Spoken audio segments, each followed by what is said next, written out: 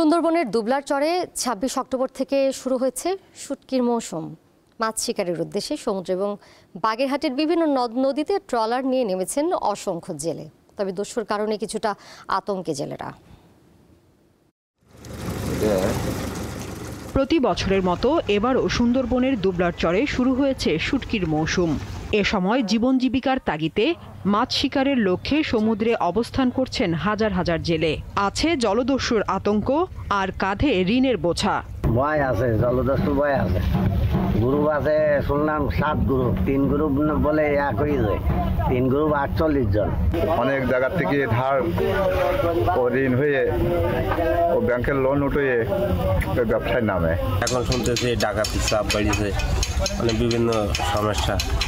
এখন দেখা যায় এ সমস্ত ঝড় তুফান সবকিছু সামলাই, তারপরেও আমাদের সুন্দরবন জাতীয় হবে। বন বিভাগ বলছে এবছর শুটকির মৌসুমে চরগুলোতে জেলেদের জন্য 900 ঘর, 80টি দোকান এবং 100 ডিপোর অনুমোদন দেওয়া হয়েছে। গত বছর প্রায় 6 কোটির উপরে এখানে রেভিনিউ এসেছিল। তো আমরা কিন্তু এবার আরেকটু বেশি টার্গেট নিয়ে এগোচ্ছি। আমরা 7-8 কোটির আমরা টার্গেট নিয়ে আমরা কাজ করছি।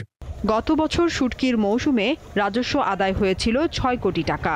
এবছর আবহাওয়া অনুকূলে থাকায় আরও বেশি রাজস্ব আসবে বলে আশা করছেন সংশ্লিষ্টরা। আগামী বছরের 28 ফেব্রুয়ারি পর্যন্ত চলবে শুটকির মৌসুম। এ সময় জেলেদের নিরাপত্তায় বন বিভাগের পাশাপাশি কোস্টগার্ড দায়িত্ব পালন করবে। সাদিয়া চৌধুরী, দীপ্ত, বার্তা কক্ষ।